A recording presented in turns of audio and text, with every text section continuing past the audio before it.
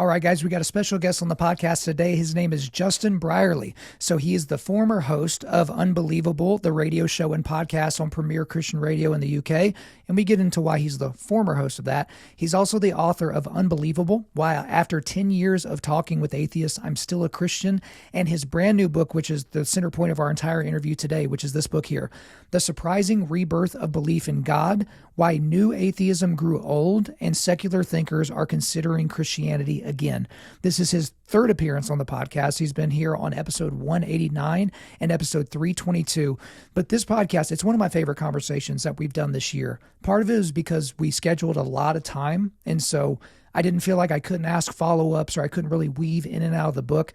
But it really is a fantastic book. And in this interview, we talk about the rise and fall of new atheism, why that happened, why the four horsemen of atheism were considered to be these paragons of intellect and virtue, and then it was just kind of found wanting, how Matthew Arnold's The Sea of Faith kind of features very prominently in the scaffolding of this book. We talked about the different conversations that he's having with these secular folks like a Jonathan Haidt or Jordan Peterson or Douglas Murray, and how they have a reverence for Scripture, even though they don't have a, typical belief in the stories of Scripture, if that makes any sense. So we definitely get into a lot of that. We talk about the cowardice of a lot of the four horsemen, especially guys like Richard Dawkins, not debating people like William Lane Craig, just kind of coming out of that cowardice, how the kind of the woke movement cannibalized new atheism, which is hilarious, and I love it, and I'm here for it. But then just how new atheism wasn't speaking to young men, but people like Jordan Peterson, who has a deep respect for Scripture and reverence for Scripture, were speaking to young men. But that wasn't it. We get into a lot of other stuff about, I'm just trying to remember everything that we talked about because we just wrapped up, but how atheists kind of steal from God in order to make their arguments about morality and justice, how people like these secular folks are kind of teetering on the intellectual precipice of really becoming Christians and what that looks like, how scientists are not neutral, but people pretend like science is, like those types of things. We get into why we should keep Christianity weird, right? And I actually challenged him again on the pronoun hospitality stuff, and I really liked his answer this time around on that. The dangers of what has been called the evangelical industrial complex, these mega churches, celebrity pastors, these scandals and all these different things. And then we wrap up with, my question to him about why he's so optimistic about the future of Christianity in our world. I really enjoyed the conversation, guys, so I'm not going to keep him from you any longer. So without further ado, let's get into it. Justin Brierley, welcome back to Undaunted.Life, a Man's podcast. Well, thank you for having me back. Yeah, this is second time round with you, Kyle? No. This is the third time around. And here's the thing. Third time. I was on your show twice, and so I was all prepared to be like, hey, you're on mine for a third time. Let's get me on yours for a third time. But, Justin, the Unbelievable podcast with Justin Brierley is now just the Unbelievable podcast. What in the world's going on? Well, what is going on? I know a lot of people were shocked when they heard that I was leaving the Unbelievable show. I'd been on it for 17 and a half years. I founded it. So it was a very bittersweet parting, but the time had just come, Kyle, for me to move on to some fresh projects. I wanted to sort of do more things in my own right and to be able to collaborate with people outside of the structures of Premier. So I'm really glad to see the show continuing in new hands, but I'm trying some new things and really enjoying it, actually. So yeah, that's where let's talk about the new things. I don't care about the old girlfriend. Let's talk about the new one. What are the new things? Well, one of the new things is that the book that we're going to be talking about, I'm really excited about it. It's coming out in September, and we've got there's a whole bunch of stuff I'm doing around it, not just kind of interviews like this. I'm actually currently developing a podcast documentary series based on the book that'll release in September. So that's really exciting. If you enjoyed kind of the style of the kind of Rise and Fall of Mars Hill podcast, or the style of like the Witch Trials of J.K. Rowling, those kinds of documentary podcast series, think of that kind of style of documentary footage and montage and so on, but telling the story of the book, really, which is the fall of new atheism and the growth of these new secular thinkers who are asking interesting questions. So that's really exciting. But I've been doing some new podcast ventures as well. I'm co-hosting a new podcast called the Re-Enchanting Podcast, which is filmed at Lambeth Palace Library in London. I've been doing some guest hosting for some other podcasts, and just lots of interesting opportunities coming up that I'm really pleased about. Well, that is great. Anything that we can do to assist with those, you just let me know. But in addition to all that fun stuff, here recently, I saw where you got to actually baptize your daughter, Grace. Yeah. And so for me, Justin, as a father, I got a little choked up because I've got a 3-year-old and a 1-year-old. And my plan is if they accept Christ, or sorry, Calvinist, if Christ snatches them up from the depths or whatever, because they're dead already, whatever I'm supposed to say. But we're going to throw the biggest party because in America, I don't know how it is in the UK, but this is what happens when a kid gets baptized in America. Oh, isn't that sweet? That's so cute. I bet her grandparents are really happy. But when a college football game happens, or when a football game for you guys over there, when your team scores a goal, it's just crazy apoplexy and people are losing their minds. We're throwing a party. We're going to have a big baptismal in the backyard. We're going to have games. We're going to go nuts. We're going to shoot off fireworks. But just as a father, being able to dunk your daughter, full immersion, guys, full immersion, but being able to dunk her and bring her up into newness of life. Tell me about that. Well, it was a huge privilege, obviously. I mean, in our tradition, interestingly, full immersion isn't very common, actually, but Grace and another young guy who was also being baptized the same day had said, would there be an option? So we wanted to make that an option for them. And I was baptized by full immersion at a similar age to Grace myself. So I knew how special that is. And so, yeah, it was just wonderful to be able to do that and do it in front of our whole church family. And so it was just fabulous, and we just had a wonderful day. We had a party afterwards, we had lots of family, some friends around. We made a real day of it. So yeah, I was super thrilled to be able to do that. Well, congratulations to you and to Mrs. Brierley. But now we need to get down to business here, because the reason that you're on here today is because of the new book that you've alluded to, The Surprising Rebirth of Belief in God: Why New Atheism Grew Old and Secular Thinkers Are Considering Christianity Again. Now, the last time you were on my show, episode 3, something or other, I'll put it in the show notes, you give us a rundown of the book. You kind of, I guess you alluded to the book on our last podcast that you were kind of working on it. So now that it's out, because as of the release of this podcast, guys, you can go and buy this. It is in the show notes. Go and pick it up. Give us a very brief rundown of the book. Why'd you write it? What are we supposed to get out of it? And maybe even as well, and I think this is alluded to in the artwork, Matthew Arnold's The Sea of Faith features kind of as a scaffolding of sorts for this book. Yeah. And so I guess, what is the Sea of Faith, and, why drive that home as the thesis? Just take us through all that.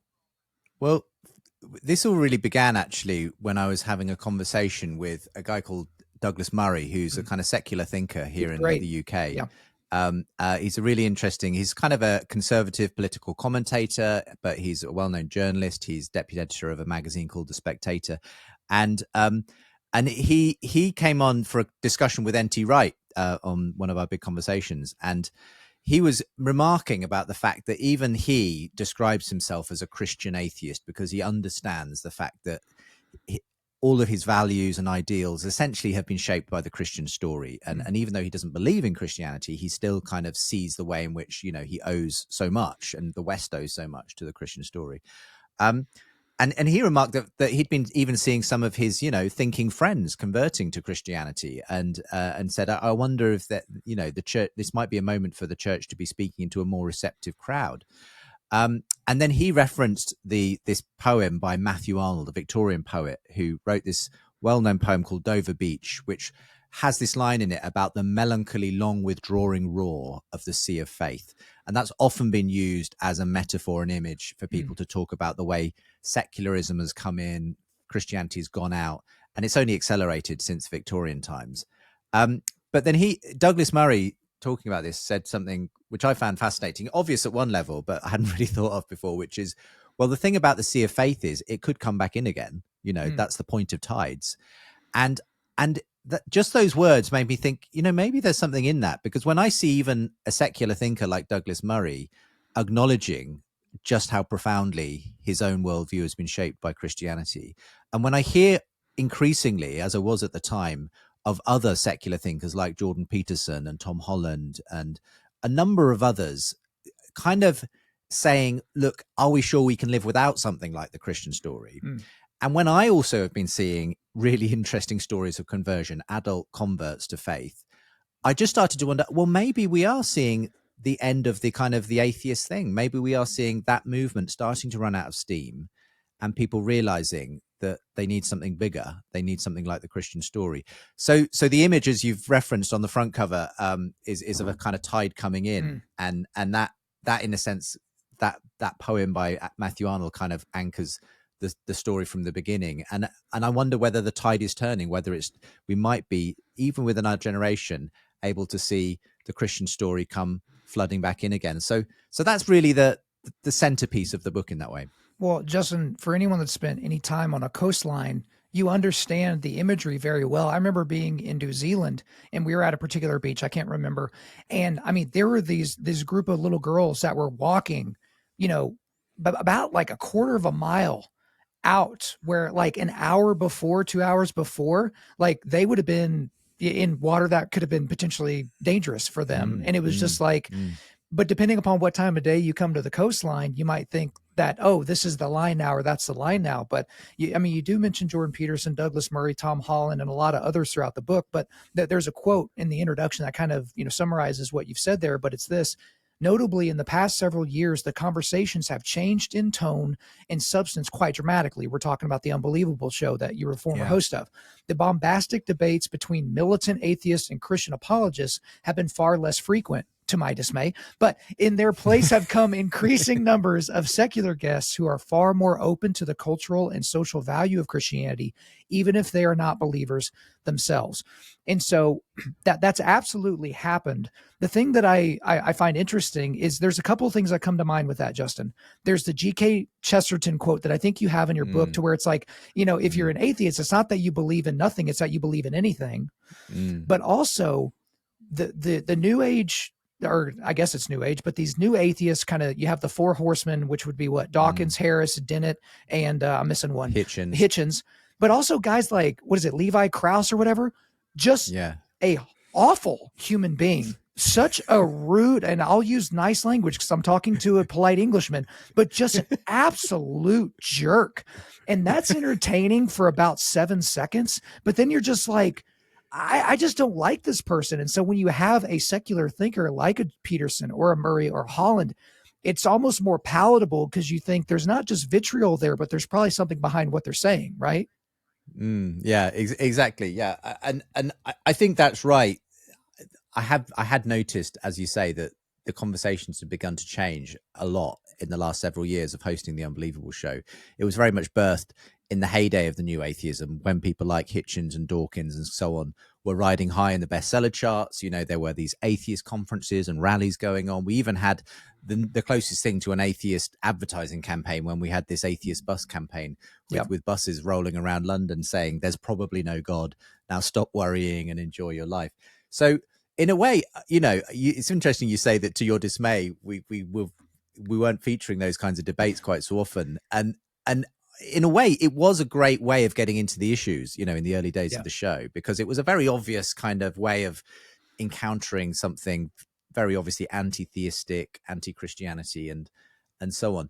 But having said all that, I think the show tended to follow the way in which the culture was developing. And I just noticed increasingly that those very, dogmatic atheist voices were just getting less airtime as time went on. They were increasingly almost being seen as quasi-religious themselves because they were so dogmatic and shrill and fundamentalist almost in their own claims about the world and the universe. And I think, in all honesty, the problem was that they, especially people, as you mentioned, Lawrence Krauss, these kind of very sort of, people who just dismissed the God question out of hand, almost categorically, and wouldn't give it a second thought. I think most people realized that's not the way to engage one of the deepest questions of our time. And the reason why I think people like Jordan Peterson started to get a hearing over and above the Dawkins and Harrises and Krausses and so on was because people couldn't live on the thin gruel of the atheist materialist story that Krauss and others were preaching. It was too insubstantial. Science and reasonable, it'll get you so far, but it won't buy you a positive ethic for how to live your life. And again, this is one of the stories I sketch out in the book, is the way that the new atheists, once they'd agreed God didn't exist and religion was bad for you, they basically couldn't agree on anything else. It completely unraveled, because some were going off in this woke social justice direction, and that was where their movement had to go. Others were like, no, we're just free thinkers. We need to, it's just about the science and the reason. And the movement completely fractured into, what we now see as kind of the culture wars. And to that extent, it was just such an obvious example of the way in which, as you say, that G.K. Chesterton quote, people don't just believe in nothing. They have to believe in something. Something will fill the God void. And for some of them, it was sort of, woke ideologies. For others, it was kind of this almost religious adherence to naturalism. And in the end, I think the reason why people like Jordan Peterson became so popular and successful was because it was only people like him who were actually scratching the itch of like, well, how do I make sense of life in the absence of God? Is there any way for me to live a meaningful life? How do I get a sense of who I am? What is my identity in the absence of some a cosmic story that can give me some sense of identity? And so that's why I think that that basically the new atheism kind of led to its own demise in a funny way, because having torn God down, they didn't have anything to put in God's place, and so people started looking elsewhere. Let me get you to pump your brakes. All right, you're getting into all the good stuff from the book, and don't worry, we're going to get there. But I do appreciate that you very slyly corrected. I said Levi Strauss. I think I connected Lawrence Krauss and Levi Strauss, and it came out Levi Krauss. So I appreciate the slight correction there. Fine. But one thing that's interesting when we talk about Dawkins, I remember when the God Delusion came out, it gave skeptics and atheists kind of their holy book. And we'll get more into, how these people act in a religious way. But I remember destroying that book for somebody by asking a singular question, because this is a very smart guy. He's on my back porch. He's more liberal. He's more secular than me, that kind of thing. But he lives in Oklahoma in America. So it's kind of sort of tangentially Christian just by dint of birth kind of a thing.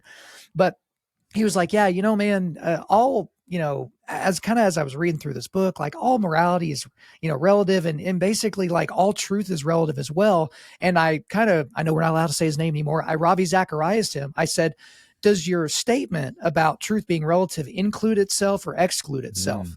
And he just melted into a puddle of stupid. And he was just like, oh man. And it was just kind of, you needed somebody to just, there's already the chink in the armor. You just needed somebody to point at and be like, do you see that? Do you see how ridiculous that is? Now, I want to get into chapter 1 of your book. Now, I want to be cautious in how I set this up, because the first chapter of your book is called The Rise and Fall of New Atheism. Guys, don't do this. But if you did, I'll give you a pass. If you bought this book and only read the first chapter, it's worth the cost of the entire book. The first chapter is like a miniature masterclass on the rise and fall of new atheism.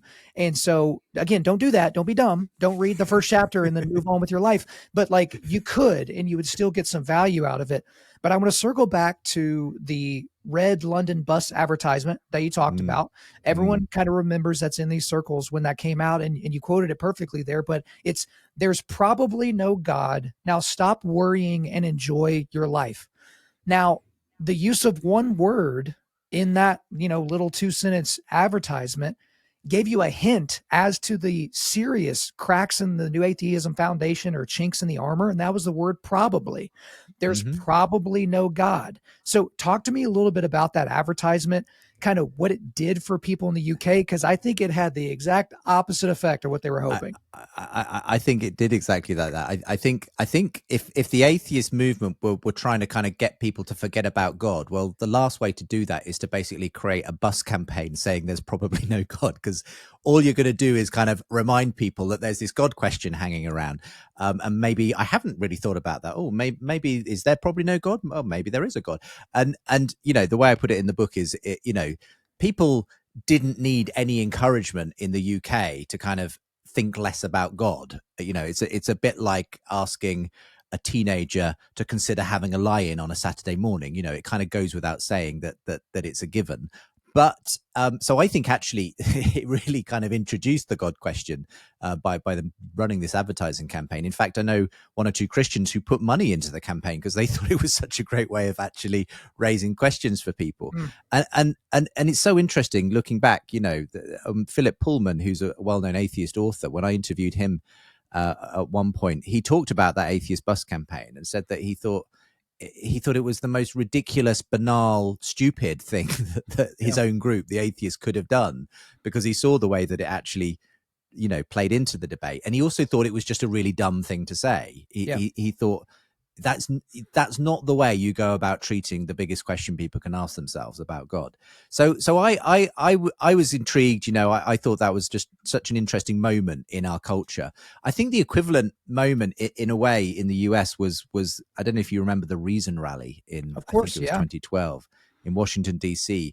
Tens of thousands of atheists, agnostics and skeptics turning out for what was described as, the Woodstock for atheists, with all these atheist speakers and musicians. Which, is there a lamer sounding, thing than the Woodstock for atheists? Like, you nerds, get out of here. But keep going. but again, it was a kind of high watermark almost, though, where people were coming out and rallying for Reason and all the rest of it. But again, for me, it kind of said something about the movement, that there was this almost quasi-religious element to it, that people had to get together and band together and sort of be told from the front, this is what we believe. So, they were literally chanting stuff like science rules, religion rules. And it was just kind of, for me, a kind of just such an interesting moment to say, right, this is where atheists feel they need to go at this point. And it's got such a religious flavor that you wonder what the next step is going to be for them. Well, Justin, it was vapid is what it was. And it's like when people are trying to convince themselves of something, they do that stupid thing where they look in the mirror and go, you can do it. You can accomplish it. You can blah, blah, blah, blah, blah. And it's just like, have you tried doing it yet? Because here you are doing these ohms to the mirror, but you're not actually doing anything. So again, guys, that first chapter really gives you the rise and fall of new atheism, a highlight on the four horsemen. I can't do it justice with my questioning there. You just have to go and buy it.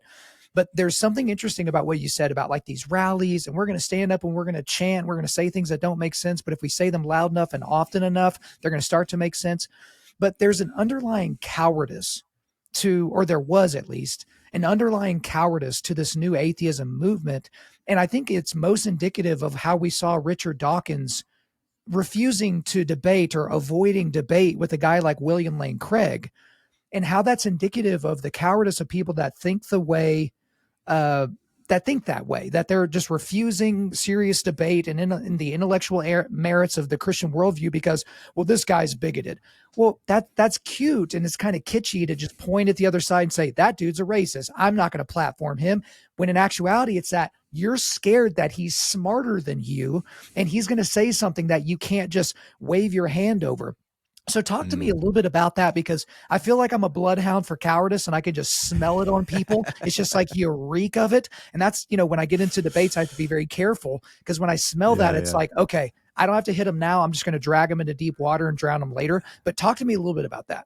Well, I think you've put your finger on something that was at the center of why the new atheism ultimately didn't stick around, why it didn't end up convincing people. And I think because people recognized that it couldn't actually provide the intellectual heft that its architects claimed it could. So, it was being championed by scientists and, public thinkers and so on. But when those public thinkers refused to debate the best Christian minds out there, then that, of course, will give people pause for thought and wonder, well, what are they hiding? Why can't Richard Dawkins step up and have a debate? Because he was happy to kind of critique and, knock over plenty of straw men. He was happy to, debate, the guy running the Hell House in Colorado on his TV show and that kind of thing. Right. But he consistently refused many engagements and opportunities to debate with William Lane Craig. I was involved in one of these particular moments. So back in 2011, I was helping to host a tour that William Lane Craig came over to do, a number of debates and lectures, basically responding to the God delusion. And there were some atheists who were willing to come out and debate him, and I had a lot of respect for them. But I remember when we were setting this up, we wanted to get Richard Dawkins. He was the person we really needed. So we went to his hometown. We went to Oxford. We booked a theatre. we said we're giving you ample time to respond to this, and he just came up with a litany of excuses for why he wouldn't do it. Firstly, it was I only debate bishops and cardinals, and when in fact he's debated plenty of other people. And then it was it would look better on his CV than mine, and I don't debate creationists. Well, William Lane Craig isn't a creationist. I don't debate people who are just professional debaters. Well, he's not a professional debater. He's a philosopher. He's got plenty of peer-reviewed, so all of these were really bad excuses, basically. And we went to the extent, actually, we were a bit naughty. We were a bit cheeky because we ended up running our own bus campaign around Oxford. And it was buses bearing the slogan, "There's probably no Dawkins, but find out," at the Sheldonian Theatre on the date. And we weren't expecting him to turn up, but we did leave this empty chair, this symbolic empty chair, to say, look, if your premier spokesperson is willing to come and fill this chair, then let's take atheism seriously. But otherwise, why should we give it the time of day if he's not willing to come out and debate? So for me, I think that was such an interesting moment. And I've got a friend, Peter Byram, who today is a Christian, partly because Richard Dawkins didn't turn up to debate William Lane Craig. And he was very influenced by Dawkins as a young man, as a student. He became an atheist. But it was because he saw that the new atheists weren't giving satisfactory answers. As he started to discover good Christian apologetics, he realized that the strength of these arguments is nothing like what I thought it was. And when he saw people like Dawkins ducking actually debating the real tough nuts, he eventually came to faith himself, and it was partly because he was really disappointed by the new atheists and their empty kind of intellectual promises. Yeah, very empty. And I thought Hitchens was the worst at this because he was able to hide behind that accent, I think. So he was very sarcastic and he had a great accent. But if he had no comedic timing and if he spoke like he was from Mississippi here in America, everyone would have been like, this guy's a moron. Like, he's not saying anything. It's like a general manager for a professional sports team when they're asked direct questions, or like a representative for the media for a political figure. They're saying words, but they're not saying anything. Like, words are coming out of their face hole, but it's not leading to any type of an answer. And so that's what it kind of felt like to me. It was just very, very unsatisfying on an intellectual level. I mean, Christopher Hitchens, he was a brilliant rhetorician. He was great at doing polemics, and that's really what most of his books are. But he didn't have good arguments. No. And the fact is that you only have to really actually start to pull them apart, the logic of them, to see that, even the title of his book, God is not great, why religion poisons everything. It's so ridiculously overstated. I mean, it hardly needs saying that, of course, religion doesn't poison everything. And and so, I mean, I've got to say, though, I've got a soft spot for Hitchens. He died, quite early on in 2011. And of all the new atheists, actually, Hitchens was, I think, the most likable because he kind of knew he was doing it for effect. He knew that he was kind of, going out there and saying overblown things. But he actually got on, of all of them, I'd say he actually developed the most sincere relationships with the Christians that he was opposite. So I don't know if you saw Francis Collins and people like Francis Collins. He became friends with. There's a great documentary of his kind of time spent with Doug Wilson and when they were kind of going back and forth, and they developed quite a good friendship.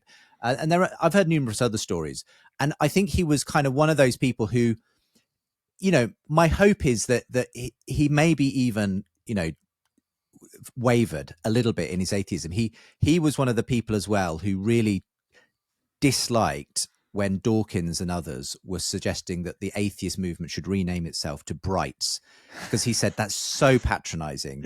And he recognized at least that there were plenty of bright religious people. He wasn't going to go so far as to say, no, everybody who's religious is a complete moron.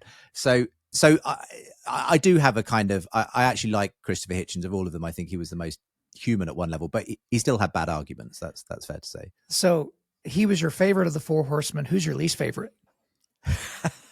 Good question. Maybe Sam Harris, just because he never returned my calls. I tried to get him on my show a number of times, and Well, I think I didn't have the cash that would take to get Sam Harris out of bed in the morning. To Well, be fair to Dawkins, he came on the show a couple of times, and we had some yeah. good interactions. Dennett also came on the show, and so they were at least willing at some point, to kind of interact with some Christians, which was a good thing. But Harris, I never got hold of. Well, Harris would be my least favorite as well, but for a different reason, because I never Okay. contacted him. But I remember it was at some point inside the book where you mentioned Sam Harris, and I literally wrote, "This guy is a fool" in the margins, because when I hear him speak, he's clearly smart, but he's so foolish. And when you read through scripture and you hear about people that are, there are simple people that just can't understand because of their simple mindedness. But then you also have people that are foolish, where they can reason, they can reckon, but they just come to the wrong conclusions. But they're so vociferous and, dogmatic and crazy about those conclusions that they draw, where they seem smart to high-minded other liberal secular people, but they're actually, again, not saying anything. Now, I don't want to ask your question on this. I just want to read this quote because, again, I want to let the book kind of speak for itself, but it's kind of to the whole idea of new atheism, or just, I guess, atheism in general being in and of itself a religion. So here's a quote from the book that I loved. "There were the high priests, the four horsemen, and the sacred texts they had written. Science was their object of worship, and naturalism, the belief that all that exists can be explained by matter and motion and the blind forces of nature, was their creed. They gathered regularly to celebrate their beliefs, to praise the wonder of science, and to hear their leaders preach against those who believed another gospel. Atheists who questioned this strict materialist orthodoxy, or even lost their faith altogether, were heretics and rounded on with unswerving zeal." There's no way that in this interview, Justin, you could say it better than you said it right there in that little paragraph. So I'm not even going to let you try. We're going to move right on to something that I think part of your book, Justin, is it almost didn't feel like you wrote it. And I know you did, because you were a little bit harsher than what I've been used to over these last several years of you being kind of the nice, polite guy in the middle of these debates and not trying to be too one-sided or the other. But it was so delicious in the first chapter of your book when you described the cannibalism of new atheism because of political wokeness, right? And so just so we have our terms right, so wokeness is, a higher consciousness of perceived injustice, like it's that type of idea. But it was that thing that everybody thought would just be a good marriage with new atheism that kind of led to the beginning and the continuation of its downfall. So talk to us a little bit about that. Yeah. Well, in a funny way, I think the atheist movement, the new atheist movement, experienced a kind of a Me Too moment earlier than Hollywood did, basically. So if you, again, go back to around 2011, I think it was, there's this moment, which I think kind of was the beginning of the unraveling of new atheism. And it was called Elevator Gate. Any controversial moment has gate tacked onto it these days, isn't it? And this took place at an atheist conference in Dublin. And one of the speakers was a young atheist vlogger called Rebecca Watson, who went under the pseudonym Skepchick. And she had just delivered a talk at this conference about the problem of misogyny in the atheist movement and the fact that it was dominated by white patriarchal men, and the kind of issues she had seen, among delegates, and generally the way that women were treated in the movement and so on. So she'd done this. Richard Dawkins was one of the other speakers and, had been on a panel. They then, she and the other speakers were kind of up till the early hours of the morning, sort of drinking at the bar. She went back to her hotel room. As she got in the elevator, one of the other guests at the conference got in and basically propositioned her, said, "Would you like to come to my room for coffee?" We all know what that's code for. Yep. Anyway, she said, "No, thanks," and kind of left it there and was off. Anyway, she then sort of talked about this on her YouTube channel afterwards and said, "This is the problem. I'd literally just done a talk on this, and then here I am, a woman by myself in a foreign country getting propositioned in an elevator. This is a problem, guys." Now that might have been the end of it, except that Richard Dawkins then weighed in. He posted a very kind of sarcastic and inflammatory kind of piece about this on an atheist blog called Dear Muslima, in which he very sarcastically referenced the idea, from a kind of, it was in the voice of a Muslim woman saying, "Oh, forget about all the problems I'm having with having my hands chopped off by religious extremists. Think of our poor American sisters being propositioned for coffee in elevators." It was this kind of very heavily sardonic, sarcastic sort of thing. Anyway, he was basically critiquing Rebecca Watson, saying, "Get over it, there's not a problem." And this just poured gasoline on this issue. Suddenly everyone was talking about elevator gate, and you had the Rebecca Watson side and all the folks who were coming behind her and saying, isn't it terrible? We've got, such a problem with misogyny and patriarchy in the atheist movement. Others coming in on Richard Dawkins' side saying, this is ridiculous. We just need to have common sense about this and everything else. And this then just spiraled into more and more issues. Okay. So,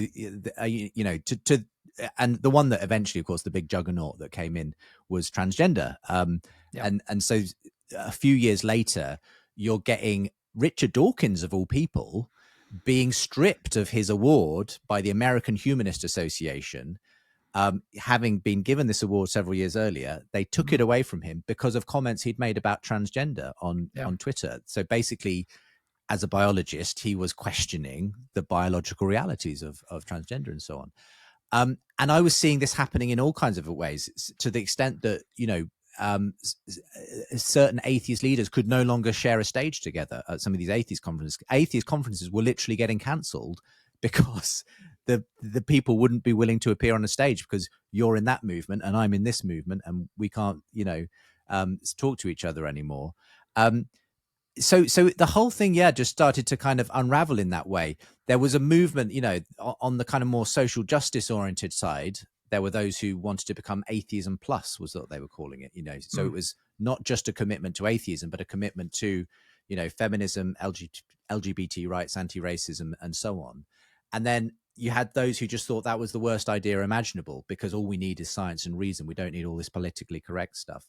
And once they got into those debates, the venom they had for each other far outweighed anything they had for their Christian counterparts. So this all really spelled the end of the line for this new atheist movement, because it did just kind of, as much as it wasn't answering the questions in the culture, as I said earlier, it was really also unraveling internally a lot of the time.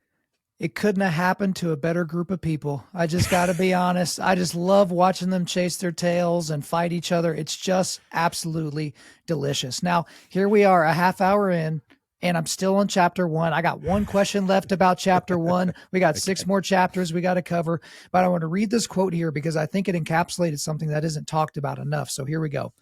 By the time New Atheism swung into view in the 2000s, there were precious few churches prepared to equip their members for the onslaught of skepticism it brought. They might have been able to offer uplifting worship songs and an inspiring sermon series on living your best life now, but few were in the position to offer a philosophical defense of God's existence or to defend the historicity of the Bible. There were notable exceptions, of course, but by and large, the Western church was caught on the back foot. Yes, amen, double, triple stamp. I absolutely agree with that. Again, Undaunted.Life is here to equip men to push back darkness. All those words are meaningful. We're equipping who? Men to do what? Push back darkness. What is dark? Well, churches aren't even describing that because they're putting together these TED Talk sermon series, sprinkling a little bit of scripture over the top of it so they can keep their tax exempt status, and they're calling it church. And it's like, the smoke machines are great. The light show's fantastic. 74 people on stage where only 5 microphones are turned on and everybody's dancing, having a good time. Okay, whatever you're into. But when you have somebody ask a simple question, like how can we, a Joe Rogan saying something like, well, we can't even trust the Bible because the Council of Nicaea basically made up the canon. And, it's been translated so many times and we don't have the original. So we can't trust the Bible anyway. And if you're a Christian and you're just like, I guess that sounds good. It's like, okay, part of it is your fault because your own stupidity is your fault and your responsibility to overcome it. But you're also pointing out a great thing here, Justin, which is churches weren't focused on discipleship. They were focused on growth. They were focused on planning another campus or another, it's basically like McDonald's. They're just planning franchises all over the place. And so you have these growth-minded pastors that are more like CEOs. They don't even have elder boards. They have a board of directors. And they're just trying to plant as many of these, McDonald's as possible. And so you have this inch deep and, a mile wide, theology in these people. And you're absolutely right. They were caught on the back foot. So talk to me a little bit more about that. Well, I think you've said a lot of it there. And I think the problem was that I think the church in a way had bought into the kind of experiential postmodern kind of trend that was going on in culture generally anyway, which was kind of moving away from a more kind of intellectual engagement with issues. But the problem was that it was also drawing away, as it did that, from the intellectual side of its tradition, because it was the church that founded the universities. You go to Oxford University, it's got a Christian motto. Right. People forget that it was Christians who started the scientific revolution. It was Christians who were the philosophers and the sages and the heavyweight intellects. And yet we arrived at a position in the 21st century where, people associated, yes, sadly, Christianity with a kind of Joel Osteen level of kind of engagement. Now, it's not that there aren't good theologians and apologists and people, and obviously you had some of those people like Lewis and Chesterton and so on in the 20th century who did help to kind of bring back something of that intellectual tradition. But yeah, unfortunately, I think the church had gone down a road of kind of experiential fulfillment, and it had lost that sort of catechizing sort of know what you believe and why you believe it kind of imperative that was there from the beginning of the early church. And the good thing is that the new atheism did at least give them a kick up the bottom to say, hang on a minute, something's gone wrong here. It was by being presented with a really hard, questioning sort of approach from the new atheists that led to a lot of Christians suddenly re-engaging with that theological, apologetic, historical tradition.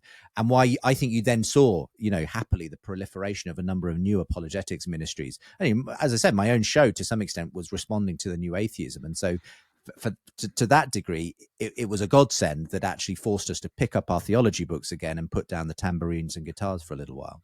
Yeah, the new atheists kind of picked the scab that most Christians didn't even know was there. They didn't even know they got wounded, and yet here they are getting picked at, and they're like, wait a minute.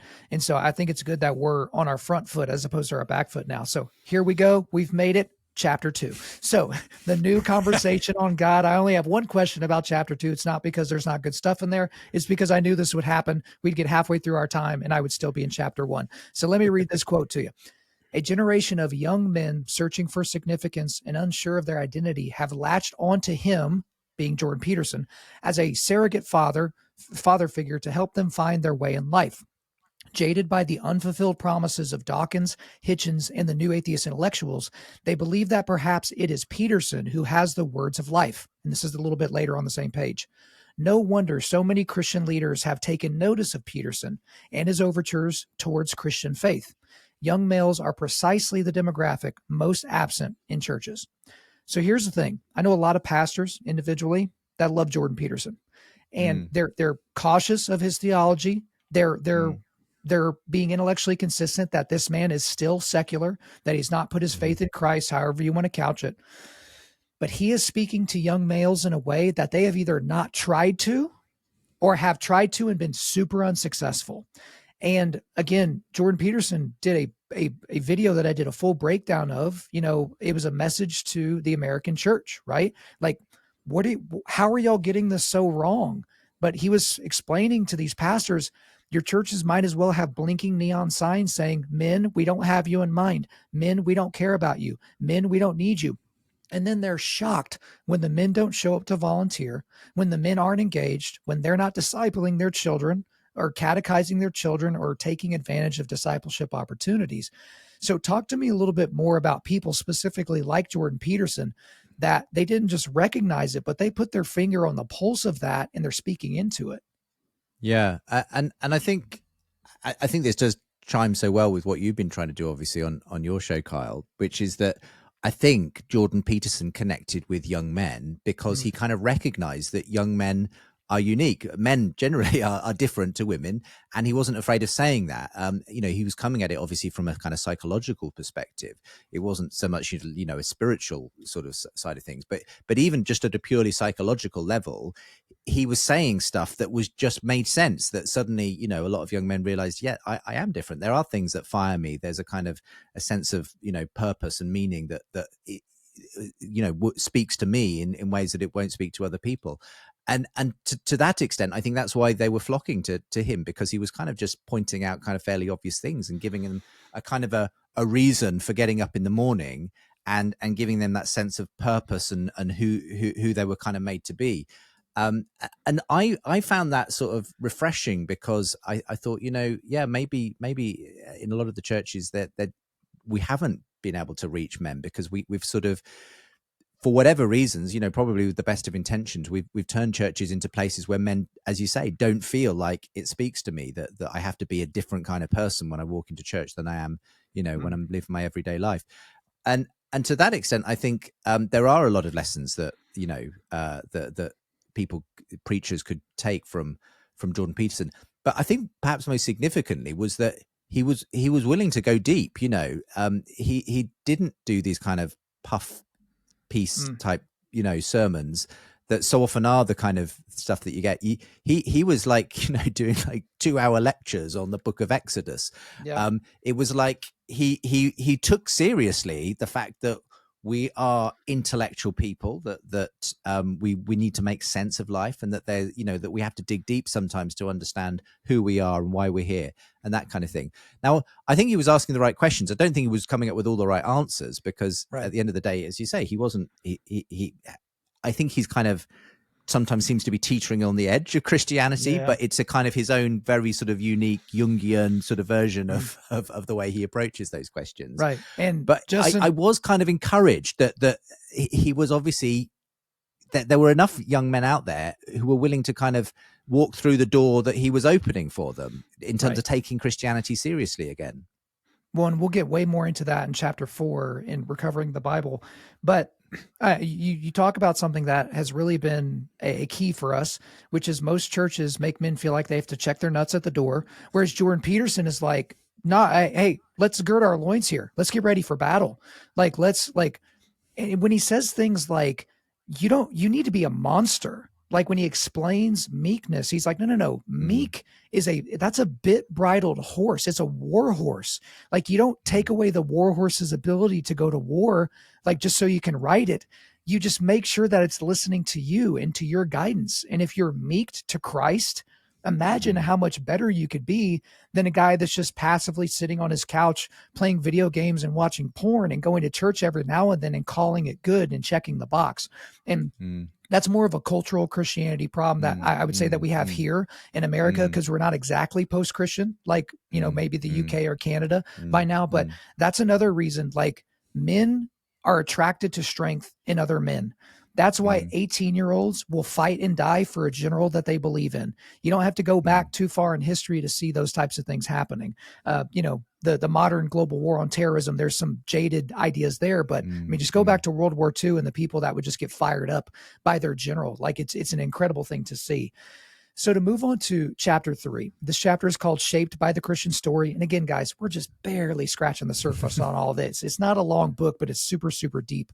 But there's a concept in there, and I don't know if you named Frank Turek necessarily, but it's how atheists will steal from God in order to give you their views on morality and justice. And so I'm going to read a short quote from chapter 3 here. For the sake of brevity, I will sketch out just 2 key moral beliefs in our Western culture, the development of which were profoundly influenced by Christianity. First, our belief in human dignity and equality. And second, the belief in our duty to protect the weakest in society. Now, in the book, you obviously go into a lot of detail on those 2 things, but why specifically did you pick the belief in human dignity and equality, and then also the belief in our duty to protect the weakest in society as a club, by which to, bash these atheists over the head with? Well, I think I chose them because they are 2 kind of qualities that no secular atheist person would ever probably in our culture disagree with. Well, of course, we're supposed to treat every human with dignity. That's why we call ourselves humanists, right? Of course, we believe in equality. That's why, we believe in equal rights.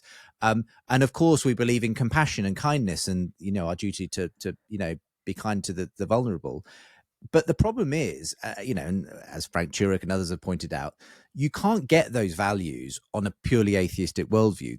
There's nothing in the universe, there's nothing in our DNA, there's nothing that science can tell you, there's nothing that pure reason can tell you that tells you that you should treat every other human being the way that you would expect to be treated yourself.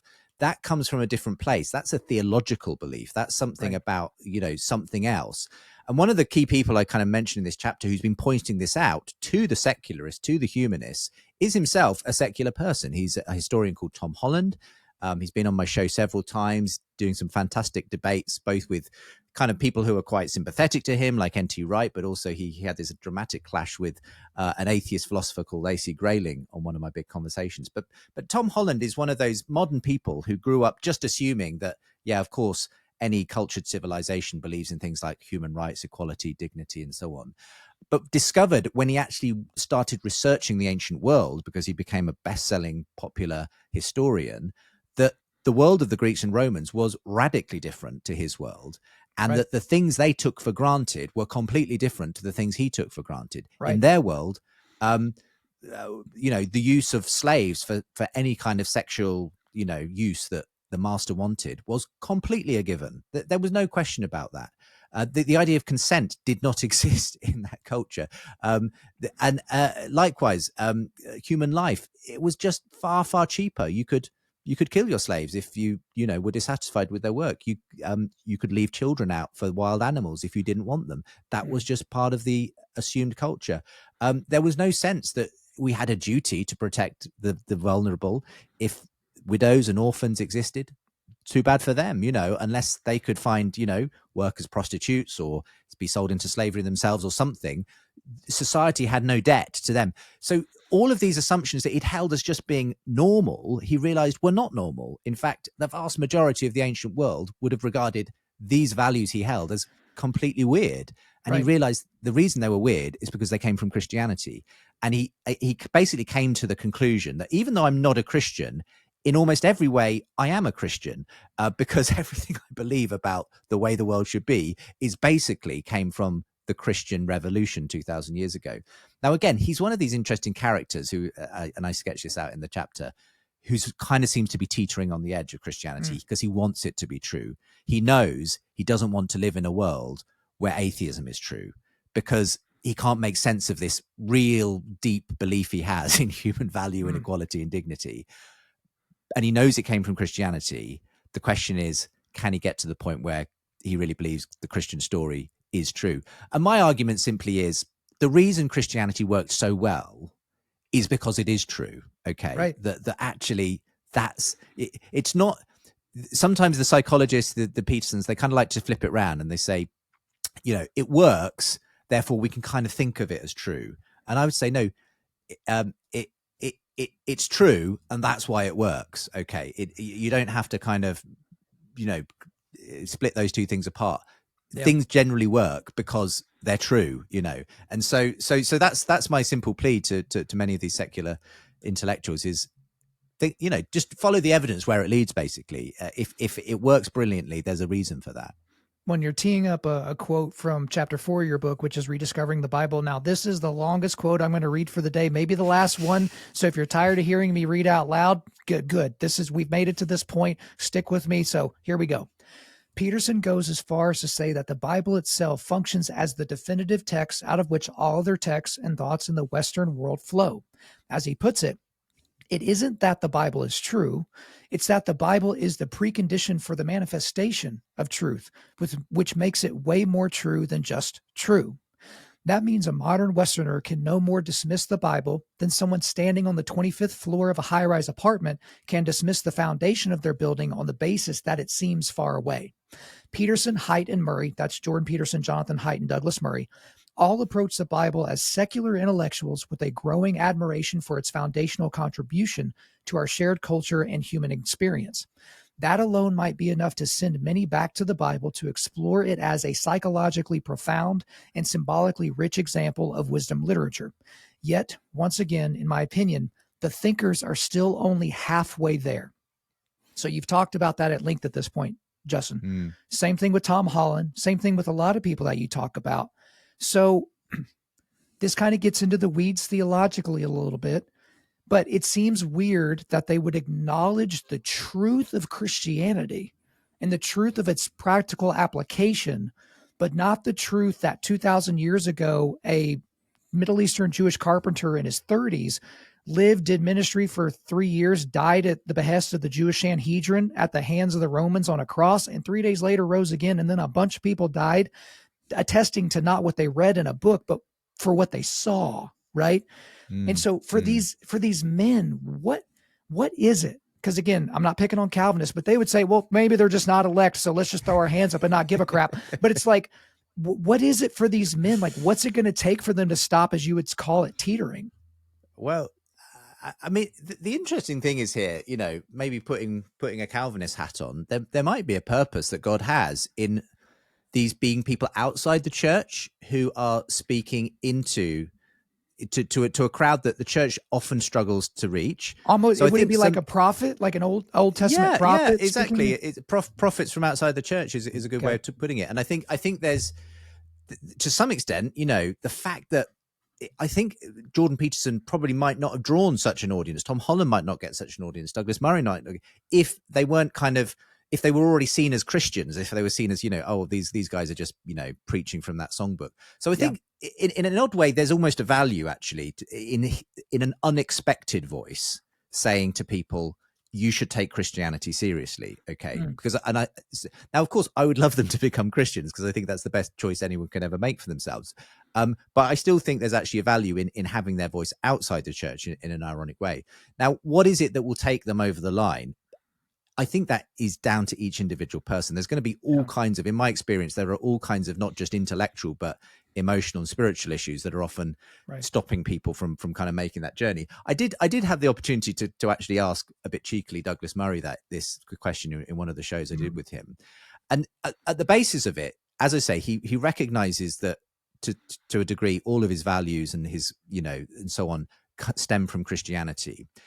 He kind of had a kind of Christian faith up to his early 20s, and it kind of then the rug got pulled from under him by a kind of some intellectual arguments. He kind of started reading some of the 19th century biblical critics and the Germans and so on, who were doing that thing of basically undermining the historicity of the Bible, basically.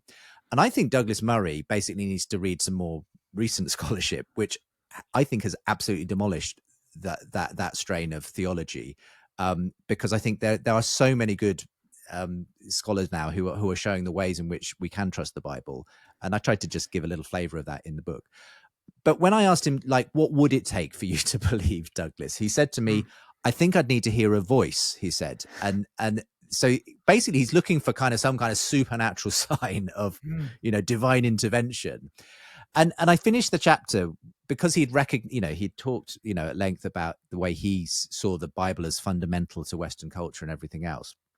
And I said, well, look, could God have spoken in any clearer voice than a book which has spoken to generations of people over thousands of years in all cultures and brings together voices from disparate cultures, places, and times in this one unified story that has this extraordinary impact upon the whole of the world? That might be the voice of God that you're looking for, you know, because you could imagine that just hearing a voice in your head, well, that might just be my imagination. That might just be what I ate for, you know, dinner last night. But if you say you found this book that seems to has had this effect on the world that no other book, no other piece of literature has ever had, well, maybe that's the voice of God that you're looking for. So I just think sometimes there needs to be just a gear shift, an intellectual gear shift, where people realize, look, the reason that I find this so compelling is that there's something real behind it. There's something true behind it. It's a frustrating thing because you can't make someone do that. Yeah. But I hope that in writing the book, it will help others who might find themselves in a similar situation realize there's every reason to now trust this thing and not to kind of hold it at arm's length any longer. And they're not alone in thinking that. And, you know, I've given Calvinists the 1-2 so far. So let me throw you a bone here. The story that just, it flummoxes me, there's your, you know, $10 word of the day, is the ascension. When the ascension of Jesus is described in the New Testament, in the Gospels, it's also described that, and people still didn't believe. At that point, what else do you need to see? So again, I know you can't say his name publicly because he's like whatever that, you know, the bad guy in Harry Potter is. You can't say his name out loud. But Ravi Zacharias would talk about people that are just like, give me a sign. He's like, these are the people that will get 1 million signs and then demand 1,000,001. They need another sign. So that's a good argument for something like, election and, having no basically free will, or you couldn't possibly stand to deny the gospel, because it's like, if people saw Jesus ascend after he was resurrected and they still didn't believe, I just can't believe people are that stupid. I just can't believe that people could look at that and say nothing. Well, I think, as I say, there's going to be all kinds of issues that are going on in the background. And another story I tell in the book is a very memorable moment in a show I was hosting between a Christian astrophysicist, Hugh Ross, and a well-known atheist scientist called Peter Atkins. And Peter Atkins is like the most dyed-in-the-wool atheist that you could meet. I mean, almost to the extent that whenever I featured him on the show, many atheists have written in and said, please don't put that guy on again, because he doesn't speak for me. But he just super dismissive of any kind of argument, anything that comes his way. Oh, it's all just lazy thinking, poppycock, So anyway, we got to the end of this discussion on whether there's any evidence for God as the origin of the laws of the universe. And he had just, batted all of the reasoning that Hugh Ross had given away without really offering any counter argument, just saying, oh, it's just lazy thinking and so on. So I eventually kind of got frustrated, and I said, look, Peter, is there any kind of evidence that could convince you that God exists? And I gave him a couple of examples. So, what if Jesus appeared to you in the room right now and said, time to come home, Peter? And he said to me, well, I could be having some kind of brain malfunction. And I said, okay, well, what about if the stars lined up in the sky and said, it's me, God, Peter, believe in me? And said, well, it'd be more likely that it was advanced alien technology. And I said, well, at this point, it seems like there's no evidence that could convince you. Right. I mean, I said, can you think of anything? And he said, no, I really can't think of anything. And the point is, at this point, he's so wedded to his atheist materialism, he will filter everything through that worldview. So there's no possibility of you could give him arguments until you're blue in the face. It's not going to move him one iota.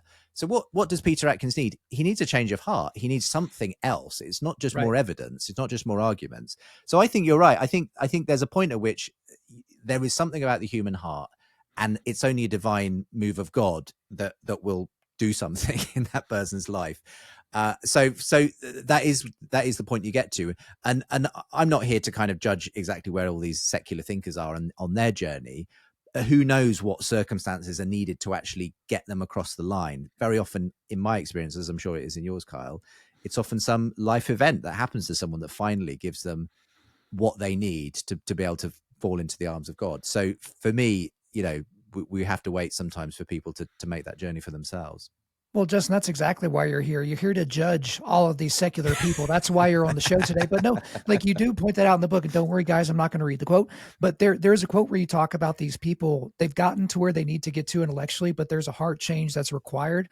It's reminiscent of when Stephen Meyer was on the Joe Rogan Experience here recently, and I wasn't terribly enthused with how he performed, I guess you could say, on that podcast. I think he kind of punted on the biblical inerrancy questions and things like that, which, okay, whatever. He was in the moment, who am I to be super critical? But he was basically like, look, there are things that I can't explain intellectually that happened to me and through me that is super individual. So I would never try to argue someone into the faith based on something that I experienced individually. And I thought that was a healthy answer, not an intellectually satisfying one, but healthy nonetheless. Now, chapter 5, you get really into science. It's called The Alternative Story of Science. Around chapter 5 is when I started to realize the surprising rebirth of belief in God is very similar to Is Atheism Dead by Eric Metaxas. Now, that book is not as accessible as your book, but it's still required reading, in my opinion. But there was a heading in that chapter that I loved. It was Science is Neutral, Scientists Are Not. And so you have these scientists that for whatever reason get a pass, and we just pretend like, oh, well, they're just scientists and they're just going to operate based on, the best types of motives and all of that. But the problem is when these scientists that we've given this unearned moral superiority to are trying to derive ought from is, we're just skipping over the entire time where their worldview doesn't give us that. And we're allowing them to have this foundation from which they can't argue upon because there is no foundation. So talk to me a little bit about that. Science is neutral, but scientists are clearly not. Yeah. and you only have to do a little research into the history of science to realize that so much of it is about the personalities of the scientists. Okay, theories often didn't get a hearing because scientists of the time were so invested in their own theory, and it's only once you get to the funerals of those scientists that an Albert Einstein can come in with, quantum relativity, and that can sort of take over from the Newtonian mechanics and so on. So it's a very human activity, and it's sometimes cast as somehow being completely objective and everything else, but it's as human as the people who are doing it at the end of the day. And likewise, when scientists make pronouncements on God, they are speaking from their own flawed human biases. They are not speaking from science, because science itself really won't tell you where, it'll give you some evidence that you might put into a philosophical argument for whether God exists, but it's not the kind of the arbiter on those kinds of questions. It's good for some things, but it's not going to tell you why you're here, what value is. And likewise, I cringe whenever I hear scientists kind of making moral pronouncements about, that are somehow tied to science, because the fact is, you can use science to feed the poor, or you can use it to build an atomic bomb. But it's neutral in that sense. It's the humans who put the value in as to what you're going to do with it. And to that extent, and science itself won't tell you what the good thing is to do. That's where you need something else. And in my view, the Christian story is the best example of how to build a flourishing world and how to use science to its best effect in that way. So yeah, it's just at the very outset really of the book, of that chapter, I wanted to make clear that, exactly as you said, science can tell you the way things are, that is, if you like, but it won't tell you the way things ought to be. I've got a little TikTok video that went viral a little while ago, where I talk about, I have a cake in front of me that my wife has baked, and I kind of do a little skit where I'm a scientist and I'm saying, I can tell you everything about this cake. I can tell you its chemical composition, the exact ratio of flour, eggs, and sugar, what it does to the synapses in my brain when I eat a slice, and all of that. And I say, but if you ask me why the cake is here, that I can't answer as a scientist. How would you find out? You'd have to ask the person who made it. You'd have to ask my wife. And it's the same with us, with the universe. Science is great at picking it apart, looking at all the bits and pieces that make up, but it's not going to answer the question why you're here. It's not going to answer the question why the universe is here. You have to go and ask the maker. So for me, it's a simple point, but I think it's one a lot of people miss, because they think that science is this complete answer to everything, and it just isn't. Well, the next time I come over to the UK, I would like to ask your wife, why she made the cake, because I want to have some. I love cake, and so I would love to have some of your wife's cake. She is a great cake maker. I'm very lucky in that respect. Well, I'll be the judge of that, Justin. Like, just don't you worry about it. I'll figure that out. But you talk about in the book too, like you talked about the example of boiling water. Why is there boiling water inside the kettle? You can explain it scientifically, but it can't explain that, hey, you just wanted some tea. And I'm reminded, I'm going to butcher the quote, but it was someone that said, when the scientists finally reach, the peak, they'll realize that the theologians have been there for centuries already. Yeah. And so I don't know who that quote is attributed to, but that comes to mind. Now, I decided that I wasn't going to ask this question, but I just can't help myself. I have to ask it. But if you don't mind, please be brief. And that's for my favor, because I'm just going to get in trouble. Okay. Okay. So one of the least interesting topics in all of Christendom to me is young earth versus old earth. I could not care less about how old the earth is. I don't care. And I think it's because it's not actually knowable and provable in any way, shape, or form. So why am I going to listen to 3 hours of debates between this nerd versus that nerd trying to prove that this is exactly why it is? But the reason I bring that up is I feel like young earth people, the zealots of young earth, the people that have no intellectual space for any other explanation other than 7 literal 24-hour days, as we understand 24-hour days, 6,000 years of the age of the earth, all that kind of stuff. Those people they're not doing themselves favors, when it comes to the debate between science and faith, because they seem to be drawing a line between science and faith and saying, it's all about the Bible. And if you don't read the Bible literally, you're a moron. And the problem is the Bible there's lots of different types of writings. Obviously, there's prophetic writings, there's wisdom literature, there's history, there's allegory, there's apocalyptic, there's poetry, there's all of that. And so if you read the entire Bible literally, you're going to think that Jesus was a vine. You're going to think that he's a door that you get to walk through, right? And so the young earth thing, I find it intellectually unstimulating, because why would God give us all the tools by which to gauge his creation, only to like pull the rug out from underneath us and be like, ha, gotcha. It's only 6,000 years old. Trust me. You kind of get what I'm saying? Yeah, no, I feel very, very similar about that. I'm not a young earth creationist myself. And I'm really excited about the fact that actually our best science points in the direction of God. When you look at Big Bang cosmology, when you look at the fine tuning of the universe for life. And the problem is with the young earth perspective is it wipes out that apologetic, which I think is a great shame, because you have to insist on a 6,000-year-old universe. And that essentially we kind of have been duped in some way or mistaken about the age of the universe and everything else. So yeah, I just agree with you there. I also agree that, you know, those early chapters of Genesis, I respect my friends who take a different view from me on that, but I don't think we're meant to read them in a kind of as a scientific textbook. That's not what they've been written to us for. And to that extent, you know, I've always agreed with that view held by many of the church fathers, that God's given us a book of Revelation in scripture, and we're meant to encounter Jesus through that. And he's given us another book of Revelation in nature, and we're meant to understand that God reveals himself through that as well. And I think science is pointing towards God, our best science towards God, rather than away from God. Okay, let's run away from that before people start showing up with pitchforks and torches. So let's get into chapter 6. That's mind, meaning, and the materialist. This is my favorite quote of the book. Okay, so here we go. If our beliefs are themselves the result of an undirected, predetermined process that boils down to the movements of the atoms in our head, then how can we claim to have based those beliefs on reason and evidence? That's the boom shakalaka NBA jam. Like, that's the dunk right there. That's the mic drop moment. Yeah. That is the mic drop moment. And I've heard similar quotes from other people as well. It's like, if we're just the random spontaneous, you know, sparking of synapses, then how can we trust ourselves? Because you'll have these high-minded scientists, you know, again, they'll go on something like the Joe Rogan Experience, and they'll just kind of ha, and they'll laugh about all these silly simpletons that believe in this spaghetti monster in the sky that wants to be worshipped. But it's like, you're arguing against yourself. It's literally sawing off the limb that you're sitting on. So talk to me a little bit more about that quote.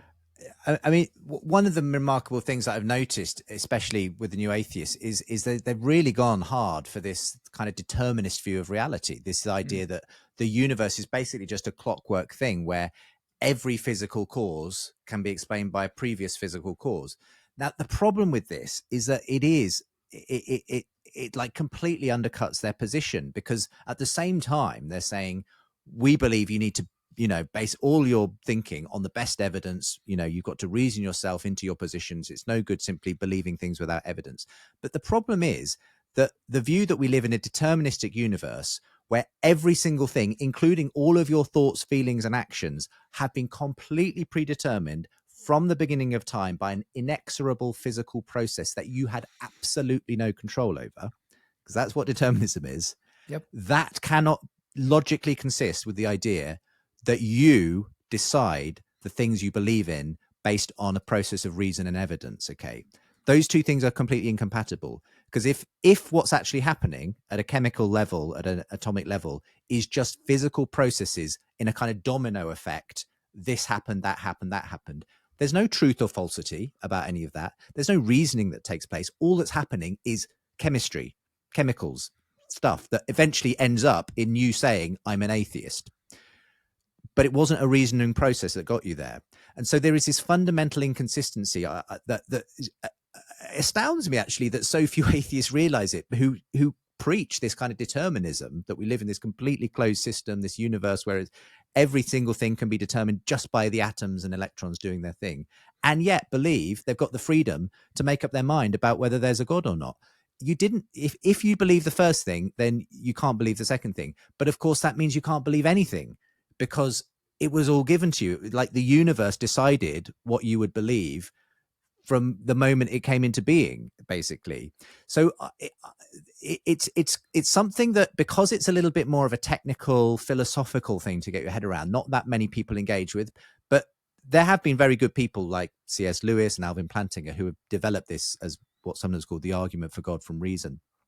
And I think it's really worth pressing home, because for me, it is a huge inconsistency in the atheist worldview that they will insist that we live in this deterministic universe of purely material cause and effect, and yet try to have their cake and eat it by saying, but I believe you need to be a completely rational person and everything else. I mean, and that's without even touching things like morality, Sure. right and wrong. You know, all of those also disappear in a deterministic universe. So any atheist who kind of rails against religion for the awful things that it's done and tells you how you should live your life, they have absolutely no ground to stand on if they believe we're living in a deterministic universe, because you had absolutely no choice in the matter. If you were going to be Hitler, you were always going to be Hitler. If you were going to be, you know, the most wonderful, life-giving, compassionate person, again, it wasn't you, it was the universe. It was the atoms and electrons doing their thing.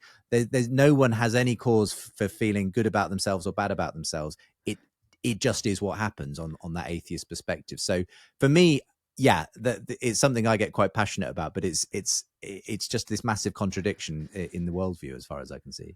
Well, and also, since you brought up Hitler, I guess I'm allowed to talk about him now, because that's another name that shall not be named. What is the bad guy from Harry Potter? I can't understand the reference. Who's the guy you can't say his name? Voldemort. That's what you get when you don't read the books or watch the movie. Sorry, kids, I don't know who Voldemort is. But the thing about it too is, if you take their worldview of determinism to its logical conclusion, you should be, this sounds so crazy, someone's going to clip this out later and, you know, take it out of context, but you should be ecstatic that Hitler killed 6 million Jews. You should be ecstatic, because he was the superior chimp and he took out all of the inferior chimps. He was the dominant alpha chimp that got a bunch of other chimps to take advantage of these lesser than chimps. Like, again, you should think that was a great thing, because guess what?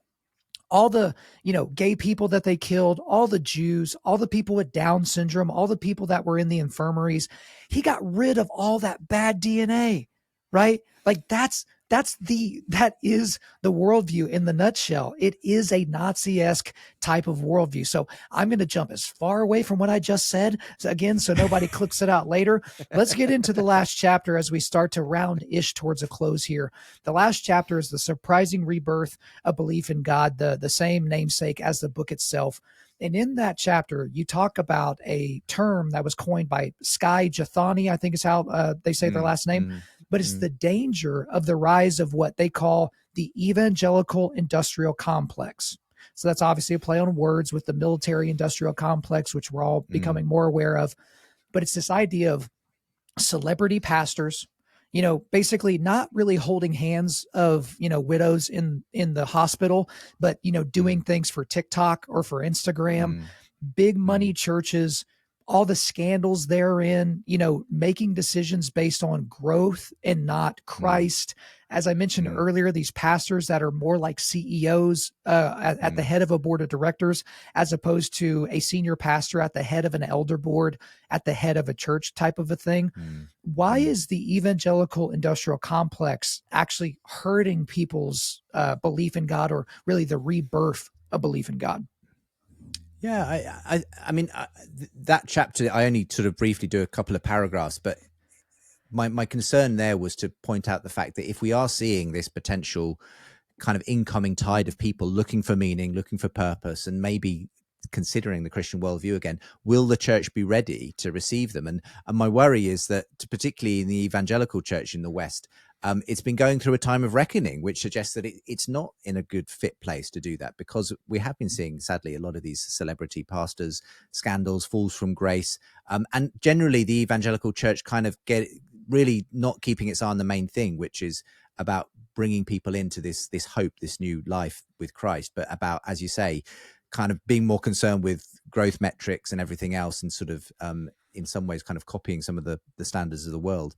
And I think in a way, the fact that we have gone through this painful period where we've seen the collapse of certain ministries because of some of the scandals that have been going on, we need to learn the lessons from that. We need to see that actually sometimes God's purposes will be done in spite of us rather than because of us. That God doesn't necessarily need our particular version of church in order to see people come to him.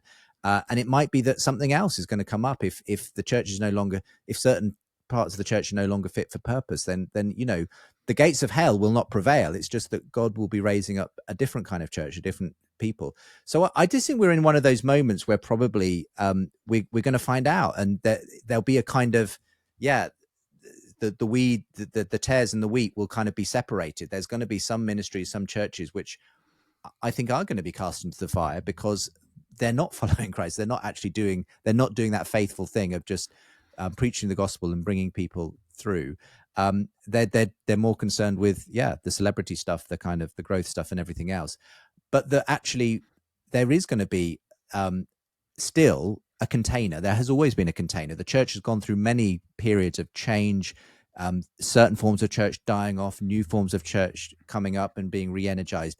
And I think we're in the middle of one of those kind of revolutions in the church. And I firmly believe that God will get his way, that there will be, when people are ready to come back to the Christian story, they'll find a church that's waiting for them to be able to be that story, that family again for them. It just might not be the church that we've been trying to build in lots of parts of the West. And I don't reserve my, judgment here just for those evangelical subculture things. I think there's lots of the mainstream church which is already dying on its feet because it's forgotten the gospel, because it's not actually doing what it was supposed to do. And likewise, if that's no longer fit for purpose, it will wither on the vine. It will, it'll go away, and whatever the next thing is that God has will come up in its place. One of the interesting things, just to stick with this for a moment, is when I have spoken to some of these secular intellectuals who seem drawn to the Christian story, the one thing they've often said to me is, you're not going to persuade me to come to church if it's just a warmed over version of the secular world that I already exist in. Okay. If I was going to convert, I'd want the real thing. Okay. I want the proper doctrine. I don't want some kind of dumbed down, diluted kind of, let's just apologize for all the weird aspects of Christianity version of Christianity. Because I can get that in the world. It's hardly worth converting if that's all I'm getting. So I just think that's really important for churches to recognize that kind of lowering the bar isn't going to get more people into the church. It'll just make the church look more like the world. And then people will be like, well, I can get what you're offering, at the golf club or by going to a Coldplay concert. I don't need it from church.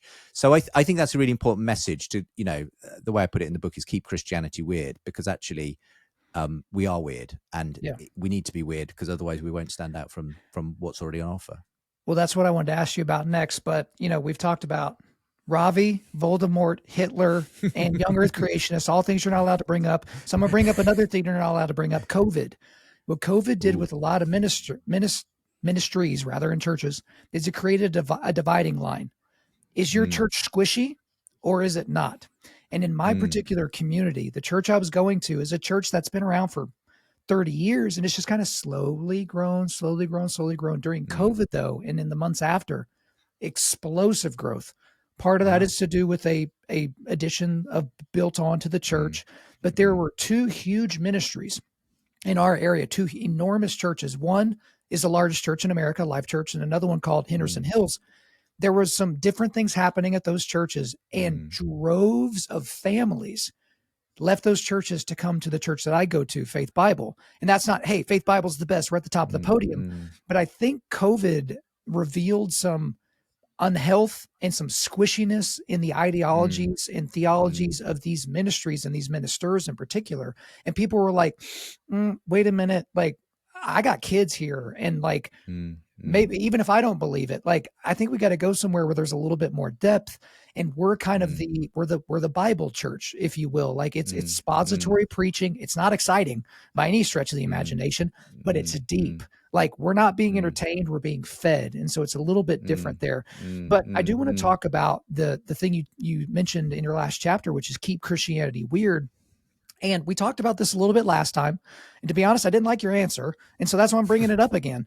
And so part of the thing of being weird, Justin, is not taking our cues from culture about how we should act. And so the last time you were on the show, we talked about trans pronoun hospitality, as it's called, and how a biological male sitting before you, they are demanding that you use female pronouns, and you go, okay, I don't want to offend you, so I'll just use pronouns. I will lie so that you feel better. Part of the thing about being weird is saying, I'm so sorry, I can't do that for you. Like if someone claims they're a toaster, I'm not going to shove bread up their rear end. Like I'm going to be like, no, this is not hospitable for me to treat you like a toaster. In the same way, it's not hospitable of me to treat you as a woman and to refer to you as such. So that's a specific example, but I want to broaden it out a little bit. How can we keep Christianity weird if we're just playing secular songs at church, doing the TED Talks that everyone's used to, using made up nonsense pronouns, putting litter boxes in our bathrooms for the furries that come through the door? Like, where do we draw the line, Justin? I think it's going to be different for different people, isn't it? Because so much of this is kind of culturally instantiated, and I agree that actually there is a point where you have to tell the truth, where you have to sort of be upfront with people and say, look, the more loving thing is to give you what I believe is actually the truth in this matter. My only concern here, Kyle, is that it's so easy, I think, for the church to get drawn into a kind of the culture war and just become another kind of clanging cymbal in what is just this constant battle now between the left and right and so on.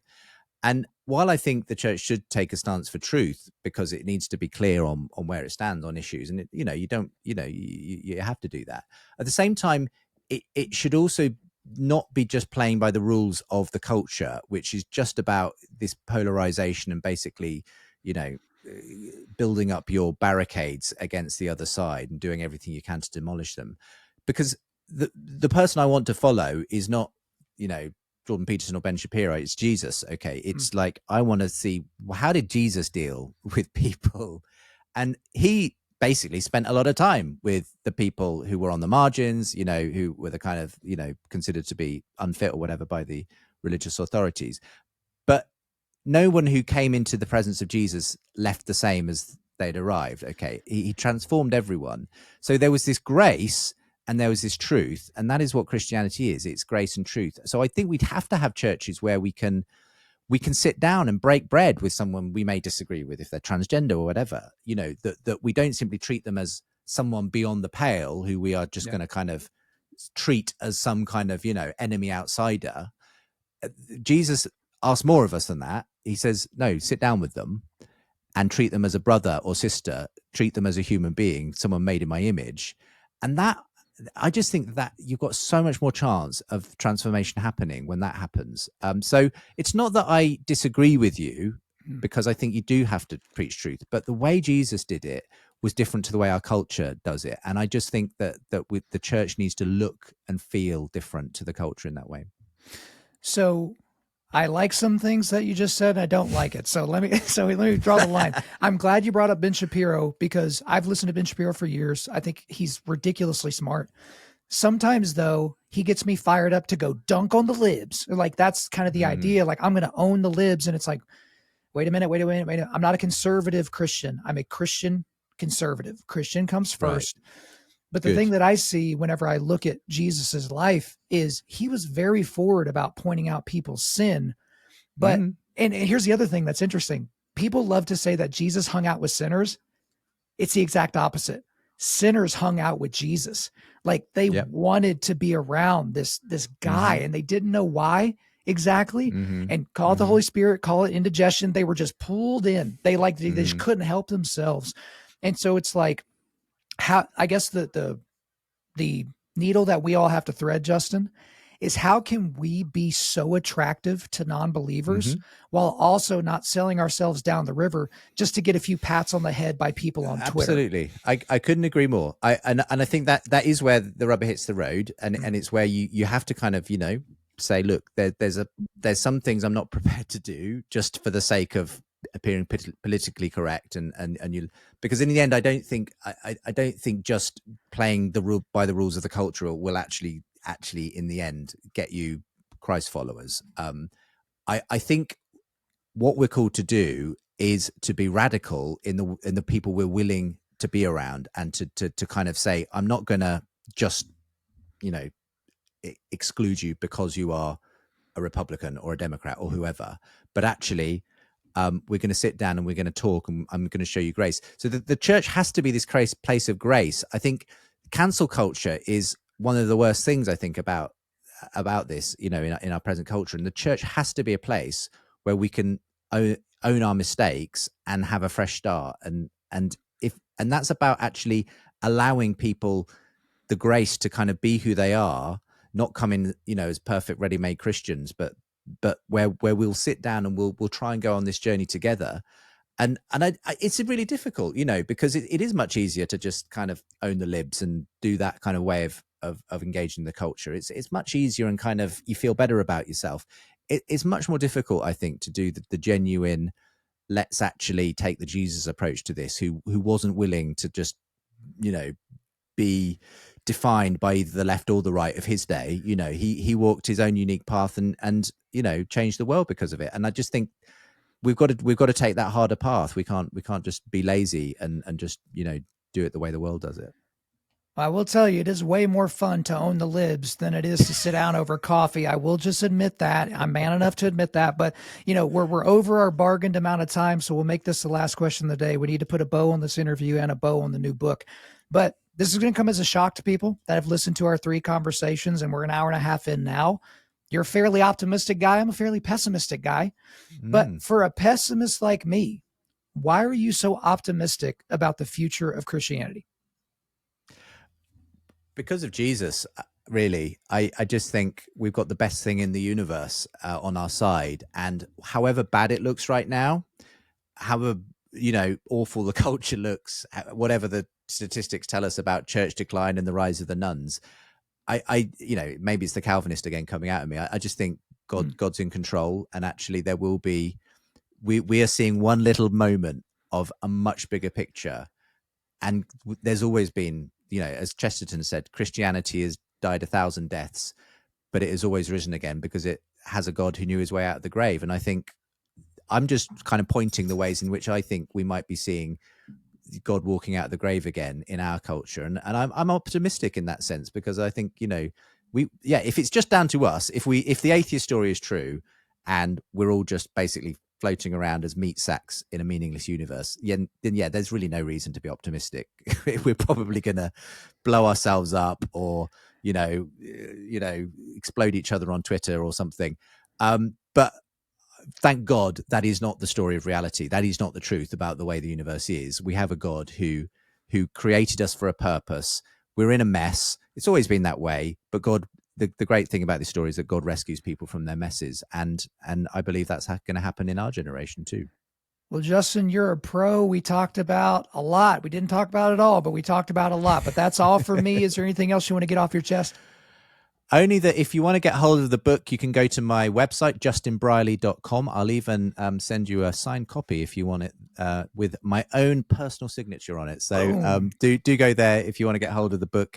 Also, perhaps by the time this show lands, we're going to be putting out a special podcast as well based on the book. So if you like your podcast, do check out the Surprising Rebirth of Belief in God. But thank you for having me on.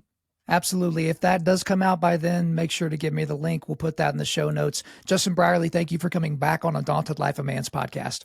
It's been an absolute pleasure. Thanks, Kyle. There you go, guys. I hope you enjoyed the 3rd appearance of Justin Brierley on our show. But before we let you go, we are going to do a quick resilience boost. At Undaunted.Life, our mission is equipping men to push back darkness with content that forges spiritual, mental, and physical resilience.